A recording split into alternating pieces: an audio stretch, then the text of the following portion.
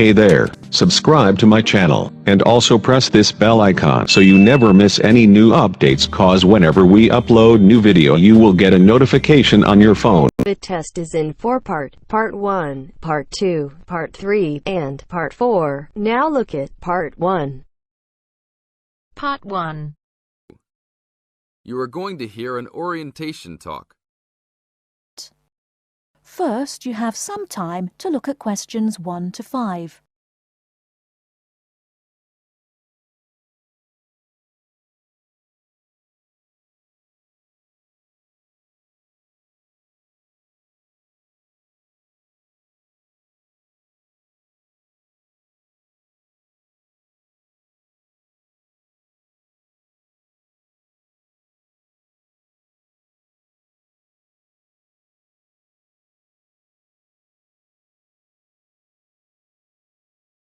Now we shall begin.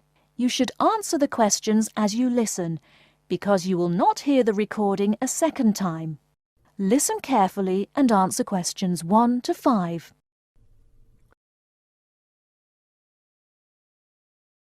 Welcome to Orientation Week. Today I am here with the captain of our school's women's gymnastics team. Her name is Elizabeth Rain, and she is a fourth-year student. I hope you can all see her as an example of a responsible student and athlete, a role model for everyone. Hi, Elizabeth. Thank you for stopping by our Orientation Week. Thank you for having me. Welcome to our university, everyone. If there are any of you thinking about joining our school's athletic program, I would strongly encourage you to do it. Being a part of the gymnastics team has been one of my best experiences during my time at this school. It has taught me so much about teamwork and friendship, and has even taught me how to improve my academics by prioritizing my time. I have some questions that I am sure the students will want to know the answers to as well. First of all, how did you find the time to do well in classes as well as train for gymnastics? Prioritizing is the key. You must be very organized. Every day I wake up and I know what I must do for the day. I plan things in order of importance. For example, if today I have a competition for gymnastics in the afternoon, then I know I have to finish my homework and studying in the morning. In other words, keeping an organized schedule of your priorities is very important. Can you explain to the students a little bit about your study habits? Well, I usually try to take classes that I'm interested in. This way, I have no excuse not to study because I chose the classes out of my own preference. I separate my study time by class. For example, if I have 5 classes for this semester, I will study for 1 class a day from Monday through Friday, and then review for all of them on the weekend. I won't try and study for all 5 of my classes at one time. It is too hard to do that, to remember everything and not feel like you are going crazy.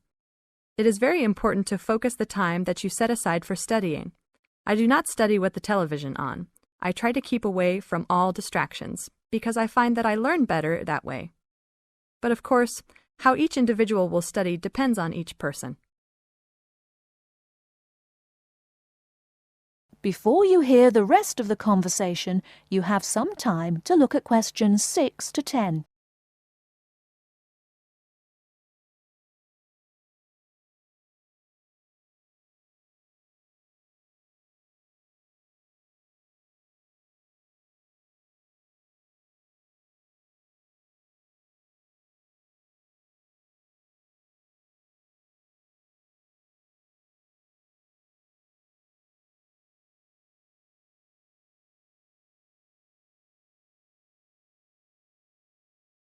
Now listen and answer questions 6 to 10.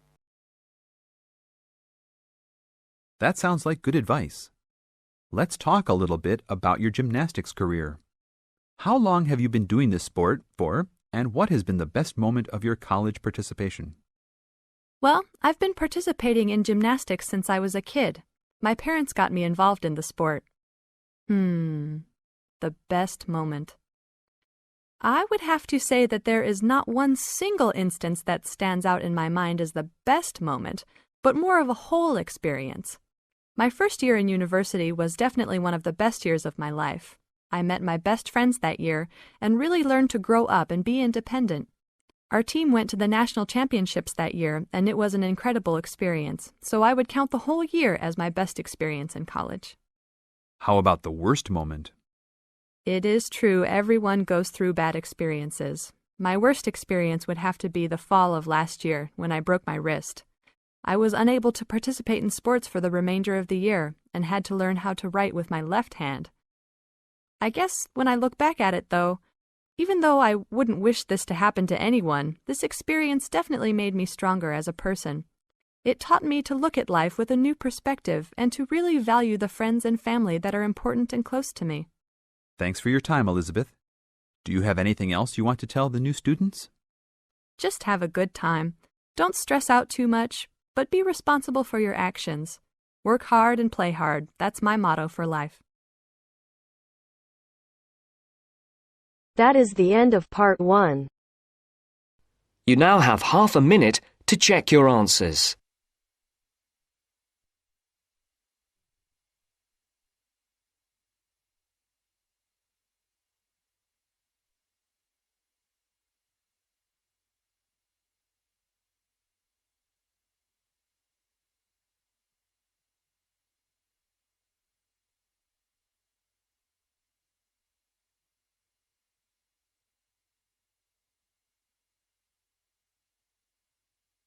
Now turns to part 2.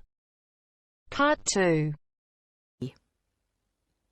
You will hear two students discussing the subject of rock art. First, you have some time to look at questions 11 to 17.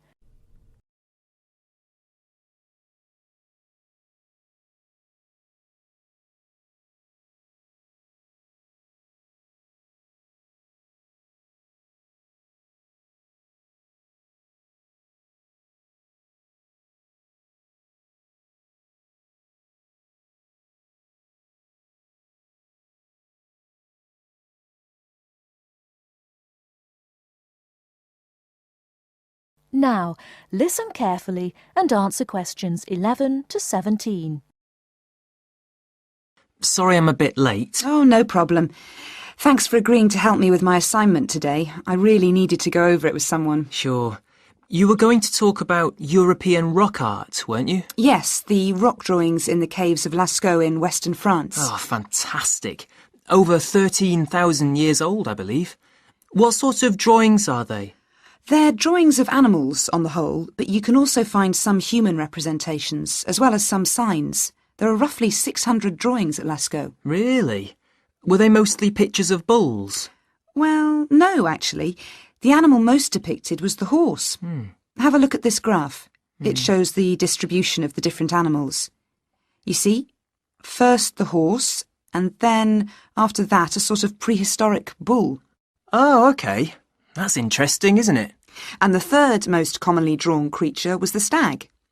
There were some other animals, but these are the main ones. What are the drawings like? I mean, what sort of style? Well, the bulls are depicted very figuratively. They're not very realistic. They're very big by comparison to the other drawings of people and signs. They appear to be almost three-dimensional in some cases, following the contours of the cave walls, but of course they're not. Amazing. Perhaps they felt these animals were the most impressive and needed to be represented like that. Yeah, maybe. The drawings of humans, by contrast, consist of just simple lines, like the stick figures my little sister draws. Perhaps humans were seen as less important. Perhaps. What about the signs? How did they draw them?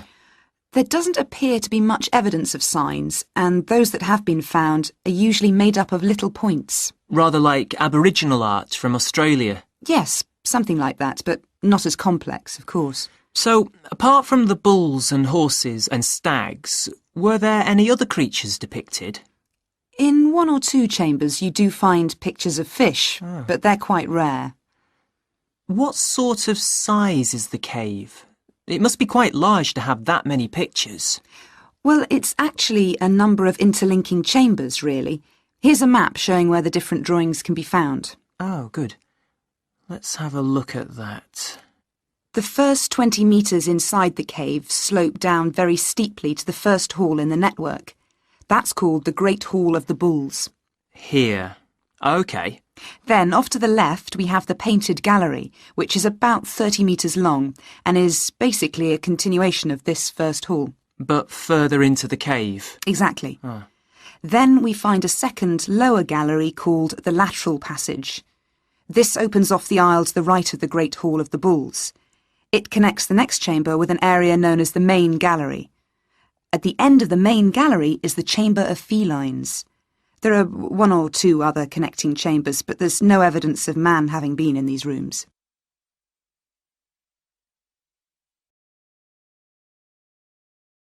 Before you hear the rest of the talk, you have some time to look at questions 18 to 20.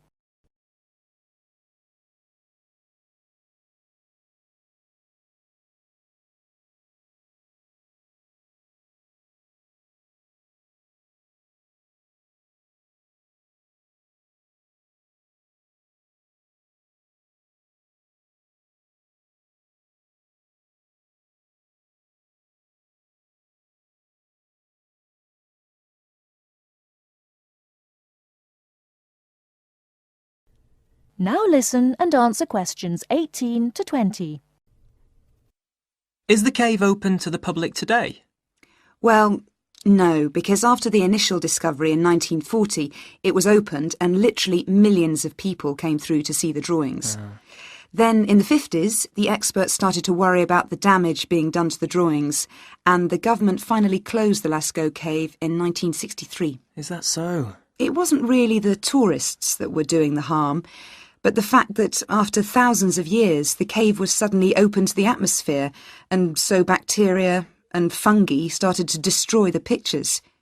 You need a special permit to enter the cave now, and very few people can get that, unless they're scientists or have some official status. It's a shame, but I can see that they had to do something to protect the cave. So that means you can no longer see this rock art? Well, not exactly. What they've done is recreate the drawings in a man-made cave, which you can visit. Oh, brilliant. Yeah, the authorities decided to reproduce the two best sections of the site, so they've created a life-size copy of the Hall of the Bulls and of the painted gallery. It's just a cement shell, which corresponds in shape to the interior of the original. So now you can visit the caves without actually harming any of the 15,000-year-old paintings. Mm-hmm. That is the end of part 2. You now have half a minute to check your answers.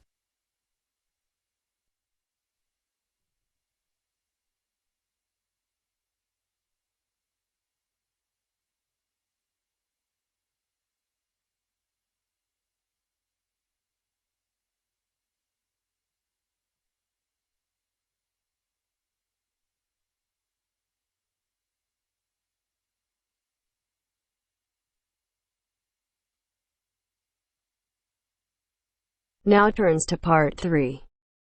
Part 3. You will hear a tutor giving some business students instructions about a finance project.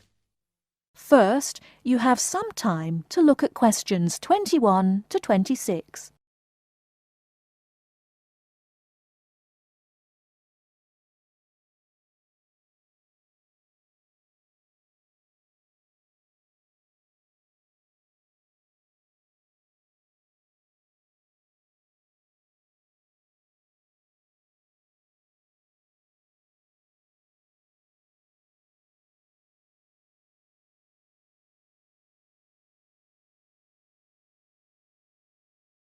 Now listen carefully and answer questions 21 to 26. OK, can you quieten down, please? Now, today I'm going to talk to you about your assignment. We've been studying the effects of the exchange rate, so I'm going to give you a project to do on this. Right, can you make some notes while I'm talking?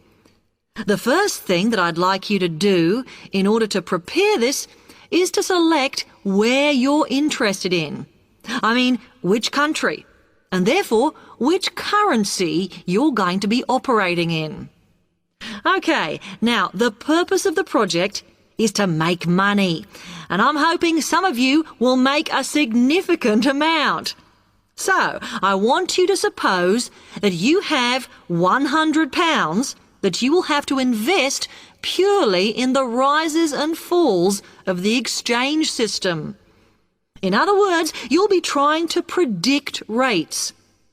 This is a project that you'll be doing together, but before you work together, you'll have to go off and research what you need to know about the economy of that country and how well it's doing or is expected to do in the near future. You could all make up a little information sheet with your notes on, clearly legible, because then I want you to get together, we can do that next week, and to go round and read about each other's countries. When you see how well or badly each country is doing, I want you to decide what your exchange rate is going to be against all the other currencies. After that is all sorted, what you're going to do is go round the other students and attempt to sell your money to the others. Remember, this will depend on the success of your country's economy and the rate you fixed for your currency. Now, you're not allowed to just swap currencies with each other, but you may wish to buy from the other countries. But you must do a proper transaction. All the way through this, you must keep your accounts properly for each transaction. I'll give you 1 week to do this, and then we will set a time for the deals to finish, a bit like the stock exchange. And at that point, I will ask you to calculate how much you have made. Is that clear? Before you hear the rest of the talk, you have some time to look at questions 27 to 30.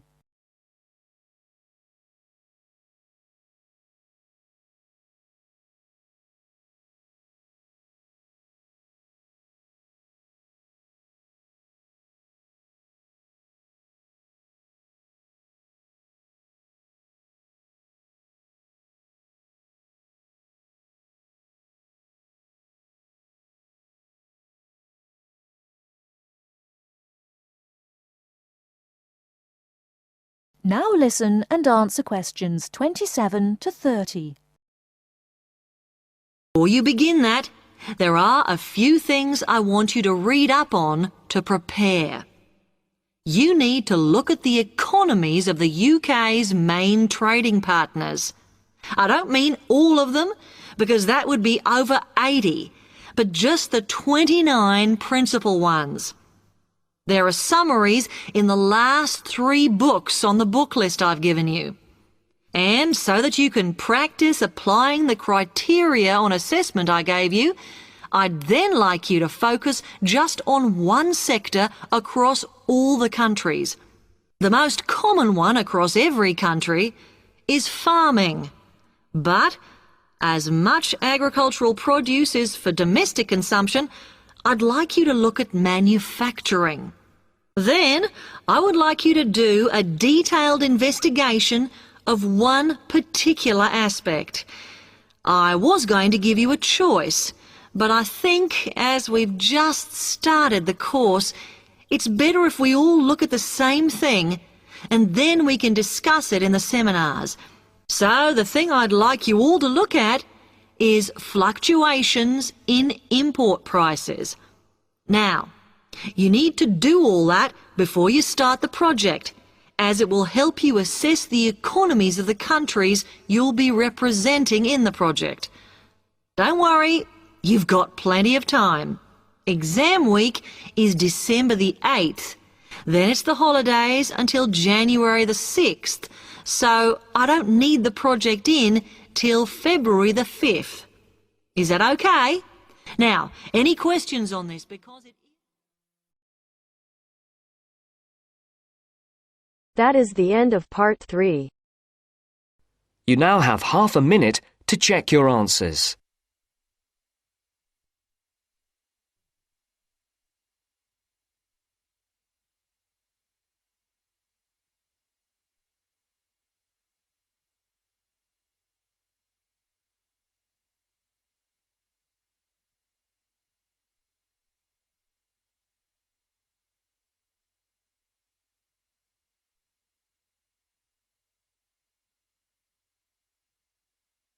Now turns to Part 4.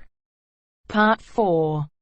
You will hear a talk on bullying in the workplace, given by a university lecturer to a group of students. First, you have some time to look at questions 31 to 40.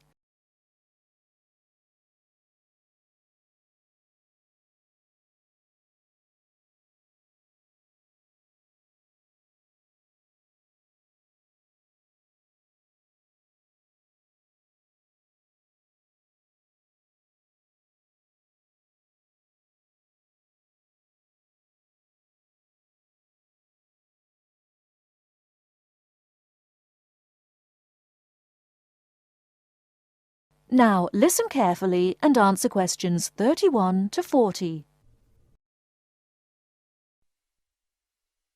Good morning. My name is Dr. Mervyn Forrest, and I specialize in management techniques and training. I've been invited here today to talk to you about the cost to the economy of bad management. And what I would like to dwell on first is an area that has recently been exercising everyone, and that is coercion in the workplace, or, to put it more simply, bullying. It has been estimated that bullying at work costs the British economy up to £4 billion a year in lost working time and in legal fees. And with the problem apparently on the increase, it is time that managers took on board what is happening. I would like to think that what is perceived as bullying is nothing more than lack of experience, insecurity, or lack of awareness on the part of managers, and not a conscious effort to attack someone, but that is perhaps a case of my being naive or over-hopeful. Before we break up into groups to look at the first task on the handout you've got, I'd like to give you a start with some of the main bullying methods that have been identified so far. Basically, what I'm going to do here is to give you examples of 1 or 2 points. Can you all read the OHP clearly? Yes? Right, off we go. The first item on the list is giving people tasks which managers themselves cannot do and which are therefore impossible to achieve. This is, in fact, a very common strategy used by managers to manage their subordinates. It gives certain people a false sense of security as they watch others failing while they try to achieve the goals set. Another simple bullying technique is constantly moving the goalposts, especially when one's employees are in the middle of a task. This is not bad management, it is just plain stupid. All targets and goals set should be easily achieved within a realistic timescale. Sending memos to someone else criticizing the performance of a task where the individual has no way of replying is another common technique, especially when the manager concerned does not reply or makes it impossible for subordinates to contact him or her by not answering the telephone or not replying to emails. This is not the style of a sound manager, but rather the antics of someone with emotional problems. If you behave like that, don't expect your staff to respect you. And now, the technological bully. It is interesting how all tools designed to help can be turned into dangerous weapons. The urgent email bully is fast becoming a problem in the office. Employees turn on their computers to be faced with a string of badly worded emails, making instant and often unrealistic demands, which reveal the hysteria mode of management. Have you ever felt a sense of dread before looking at your email, even your personal messages? All companies should develop a company strategy whereby there is an email code of practice, with offensive messages being forwarded to a designated person for appropriate action. I would now like you to break up into groups and brainstorm other bullying techniques which you think you may have experienced, and perhaps, if you're honest, which you have been party to. I can think of at least 9 more bullying strategies. I would also like you to consider ways in which you think that each of the techniques on your list can be countered. Is everyone clear as to what the task is? Yes? Okay. You've got 20 minutes to do this. That is the end of Part 4. You now have half a minute to check your answers.